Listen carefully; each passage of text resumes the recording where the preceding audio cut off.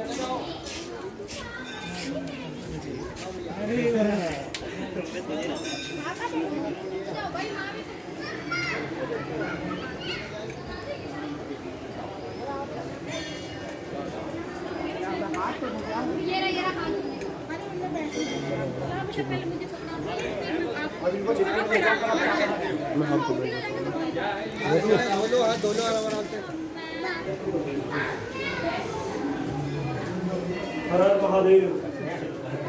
ओम नमः शिवाय। हर हर महादेव।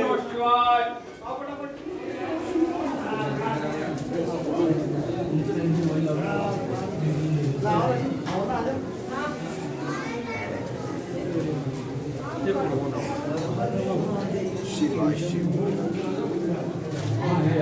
कहाँ से लेना है?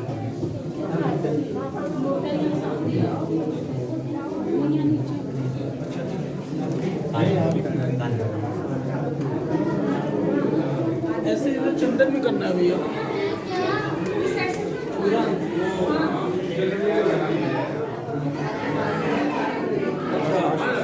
ये हमारे भाइयों, ये है टप्पेश्वर महादेव। आप दर्शन कर सकते हो।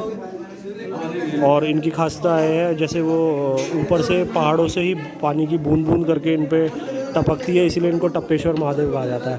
बाकी इसके बारे में विस्तार से हम कोशिश करते हैं पंडित जी से बात करके पूरी डिटेल आपको बताऊंगा।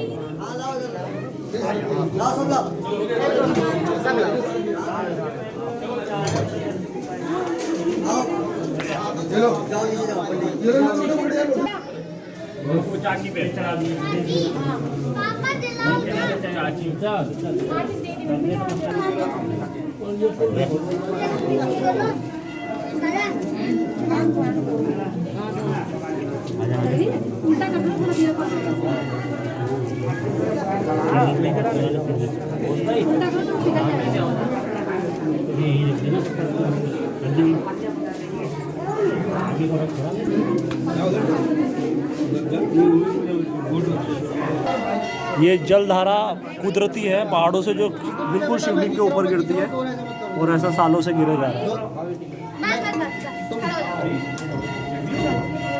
नमस्कार। ये टपकेश्वर महादेव मंदिर प्राचीन आदि अनादिकालीन तीर्थस्थल गढ़ी कैंट टोंस नदी किनारे स्थित है और इस मंदिर का इतिहास इस प्रकार से है क्योंकि ये देवभूमि है।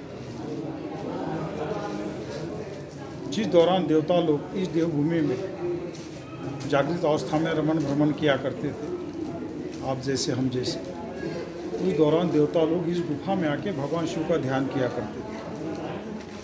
जब जब देवताओं पे संकट आया, कोई विपदा आई, तब देवता सभी भगवान शिव की शरणागत हुए और भगवान शिव का ध्यान करने लगे। जब जब भगवान शिव की देवताओं पे कृपा हुई, तब भगवान शिव ने भूमार्ग से प्रकट होकर देवताओं को देवेश्वर के रूप में दर्शन दिया और अनेकों बार उनका कल्याण किया। अभी आप लोगों ने जो दर्शन की, जिस शिवलिंग पर आपने जल चढ़ाया, वही शिवलिंग भूमार्ग है भगवान शिव का। देवताओं के बाद यहाँ ऋषि लोग आए और ऋषियों ने भी आके भगवान शिव की तपस्या की, क्योंकि देवताओं की देवभूमि है और ऋषियों की तपोभूमि है उत्तराखंड। तो ऋषियों ने भी आके तपस्या की और उनकी तपस्या से प्रसन्न होकर भगवान शिव ने उन्हें तपेश्वर के रूप में दर्शन दिए और उनका भी अनेकों बार कल्याण किया। उसी दौरान महाभारत की दोनों सेना के कुलगुरु आचार्य द्रोण पूरे हिमालय वर्ष का भ्रमण करते हुए वो भी इस गुफा में आए और उन्होंने भी महाभारत से पहले 12 साल तपस्या की। भगवान शिव प्रसन्न हुए, कहा, हे द्रोण, हम तुम्हारी तपस्या से प्रसन्न हैं, जो वरदान मांगना चाहते हो वरदान मांगो। तब द्रोण ने विश्व कल्याण विश्व शांति हेतु भगवान शंकर से धनु विद्या का ज्ञान मांगा। कहा जाता है भगवान शंकर रोज मध्य रात्रि को भूमार्ग से प्रकट हुआ करते थे और एकांत में आचार्य द्रोण को अस्त्र शस्त्र के बारे में रोज एक अध्याय पढ़ाया करते। ऐसा करते उन्हें संपूर्ण धनु विद्या का ज्ञान भगवान शंकर से यहाँ प्राप्त हुआ। बाद में उन्होंने कौरव पांडवों को भी इसी क्षेत्र में प्रशिक्षित किया। यानी दोनों सेना यहीं तैयार हुई, देहरादून में ही। और आज भी भारत की सेना देहरादून में ही तैयार होती है। IIMA जो क्षेत्र है, यहीं पे आज भी अफसर हमारे तैयार होते हैं। और पूरे भारतवर्ष की जो भी लड़ाइयाँ आती है, आज भी भारतवर्ष में लड़ाई का जब भी समय आता है तो आज भी हमारी सेना तैयार है, वो भी देहरादून में ही तैयार होती है और लड़ाई लड़ती है। इस भूमि के अंदर ही कुछ गुण होता है, तभी अंग्रेजों ने भी इसी भूमि को निर्धारित किया, तभी यहाँ IIMA की स्थापना हुई। तो ऋषियों को दर्शन दिए, द्रोणाचार्य जी को अस्त्र शस्त्र का ज्ञान प्राप्त हुआ। बाद में उन्होंने कौरव पांडवों को भी प्रशिक्षित किया, दोनों सेना यहाँ तैयार हुई। द्रोणाचार्य जी के पुत्र अश्वत्थामा, उनकी जन्मस्थली और तपस्थली भी इसी गुफा में अश्वत्थामा का जन्म हुआ। लेकिन उस दौरान उनकी माता कृपि को दूध नहीं था बच्चे को पिलाने के लिए। फिर जैसे समय होता है वैसे चलना भी होता है। और यहाँ पे जो ऋषि लोग जो और भी तपस्या किया करते थे, ऊपर की और घास फूस के आश्रम बना के रहा करते थे अपने परिवार के साथ। सुबह सुबह ऋषि पत्नियाँ, ऋषि कुमार गुफा में जल चढ़ाने हेतु आया करते थे। तो उन ऋषि कुमारों के साथ अश्वत्थामा की मित्रता हुई और एक रोज़ वो उन बच्चों के साथ चुपचाप ऊपर चले गए खेलने के लिए। तो अश्वत्थामा देखते हैं कि सभी बच्चे अपने अपनी कुटिया में चले गए और अपने अपनी माता की गोद में बैठ के दूध पान कर रहे। तब अश्वत्थामा को आश्चर्य हुआ कि अब क्या करें। तब उन्होंने ऋषि से कहा, बोले मैं खेलने के लिए आया हूँ और ये सब बच्चे अपने अपनी माता की गोद में बैठे हुए, उनकी माता पल्लू से ढकती है और मारती है। बोले बेटा वो मार नहीं रही, सहलाते हुए उन्हें दूध पान करा रही। बोले दूध क्या होता है? बोले बेटा ये दूध एक श्वेत पदार्थ होता है, पीने में मीठा होता है और ये पदार्थ माँ से या तो गाय से प्राप्त होता है और इसके पीने से भूख प्यास मिट जाती है।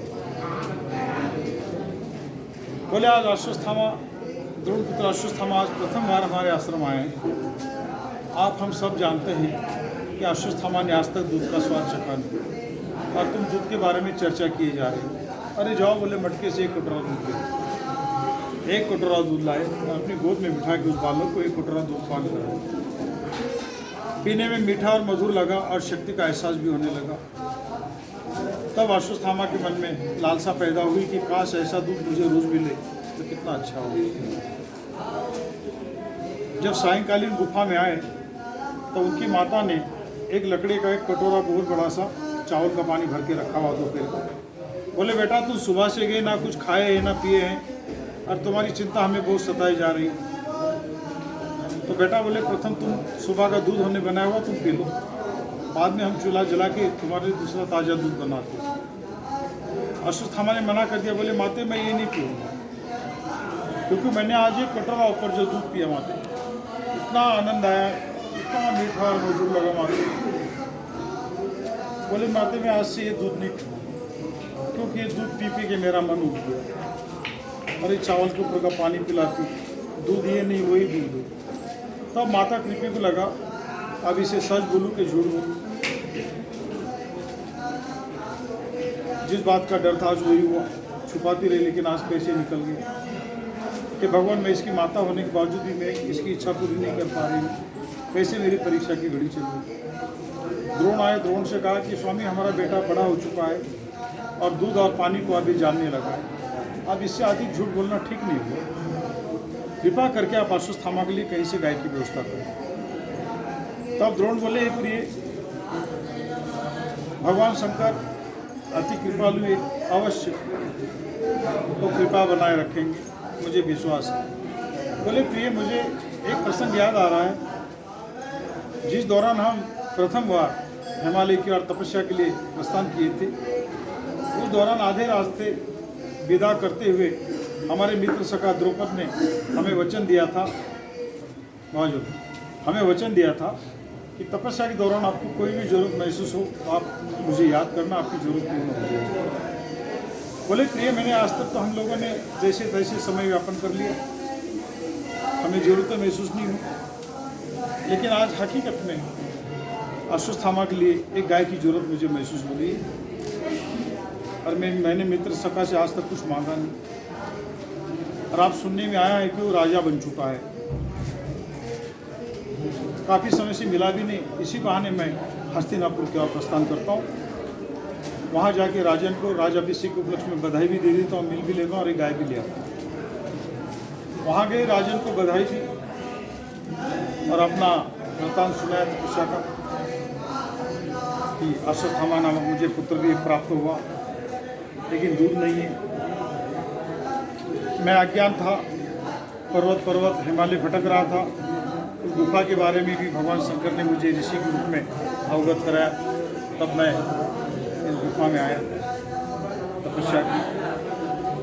उन्होंने कहा था तभी तुम्हारा मनोरथ पूर्ण होगा, तपस्या की। मैं ज्ञानहीन था, मुझे अस्त्र शस्त्र का ज्ञान भी प्राप्त हुआ। मैं संतानहीन था, मुझे संतान की भी प्राप्ति भगवान शंकर की कृपा से हुई। लेकिन आज अश्वत्थामा के लिए एक दूध की कमी, राजन एक गाय की कृपा बनाए रखना है कि मुझे गाय चाहिए अश्वत्थामा के। तो राजन ये सुन के भगवान शंकर का वखान सुन के परेशान हुए थे। और कुछ लोग, जैसे मैं आपको भगवान के बारे में बता रहा हूँ, तो कुछ लोग बगल में खड़े हैं, उनको लगता है वे महाराज प्रसाद दे। तो राजन के अंदर भी हो रहा था कि इतने लोग खड़े हैं बधाई के लिए, और ये जब से आया तब से दिमाग चाटे जा रहा है, भगवान शंकर किए जा रहा है। कुछ मेरा हाल तो पूछा नहीं है, अपना ही बखान किए जा रहा है। अंदर ही अंदर परेशान हुए। उन्होंने कहा बस करो द्रोण, बस करो, सुन के मेरे कान फट रहे। और राजा बनने के उन्हें अभिमान भी हुआ। अरे बोले भगवान शंकर जब इतने कृपालु और दयालु हुए, तुम यहाँ आए काहे के लिए भाई? उन्हीं कंदराओं में चले जाओ और घोर जंगल में चले जाओ, तपस्या करो, अवश्य उसे गाय का दूध भी प्राप्त होगा और गाय भी प्राप्त होगी। भगवान शंकर और कृपा बनाएंगे। और गाय देने से मना कर दिया। और वो निराश होकर इस गुफा में आए। गुफा में आते ही आकाशवाणी हुई कि हे ध्रुव, निराश ना हो, अश्वत्थामा भगवान शंकर का दिया हुआ प्रसाद है, उसकी रक्षा स्वतः शंकर भगवान करेंगे। अश्वत्थामा से कहे कि वो भगवान शिव की तपस्या करे। तब अश्वत्थामा ने एक पांव के बल पे खड़े होकर 6 मास तपस्या की। हे भगवान, जब तक आपके दर्शन नहीं होंगे तब तक मैं यहाँ से हटूंगा नहीं, और जब तक मुझे दूध प्राप्त नहीं होगा तब तक एक पांव मैं धरती पे रखूंगा नहीं। भक्ति योग हठ योग के साथ उन्होंने यहाँ 6 मास तपस्या की। पूर्णमासी पे उनकी तपस्या पूर्ण हुई और भगवान शंकर भूमार्ग से प्रकट हुए और पूर्ण रूप से उन्हें साक्षात दर्शन दिए, अजर अमरता का वरदान दिए, चिरंजीवी भव, दूध प्राप्ति का वरदान दिए कि कुछ पल के लिए, कुछ क्षण के लिए तुम्हें और तपस्या करनी होगी। जैसे हमारी गैया आएगी वैसे तुम्हें दूध प्राप्त होगा शाम को। शाम का समय हुआ, गुफा ने गौ के थन का आकार लिया, वहीं से दूध की धारा आई, वही दूध अश्वत्थामा पिए, अपनी भूख प्यास मिटाई। बाद में ये दूध का सिलसिला यहाँ कलयुग तक चलता रहा। तब तक ये शिवलिंग दुधेश्वर के नाम से विख्यात है। कलयुग के लगते ही उस दूध का गलत इस्तेमाल होना, भगवान का नाराज होना और वो दूध था वो पानी रूप में बदल जाना। तब से लेके आज तक इस शिवलिंग, इस स्वयंभू शिवलिंग पे निरंतर जल की बूंदें टपकती है और इनका अखंड अभिषेक होता रहता है हजारों सालों से। गुरुजी, मतलब ये पहले दूध की धारा थी, आज जल की है, वो कलयुग में बंद हुआ है जी। तो आज भी यहाँ जल टपक रहा है और आप लोग भी टपकेश्वर महाराज का, टपकेश्वर के नाम से यहाँ जय घोष कर रहे। और उस दौरान प्रथम बार जिन भक्तों ने दर्शन किया था उन्होंने भी टपकेश्वर के नाम से जय घोष किया था।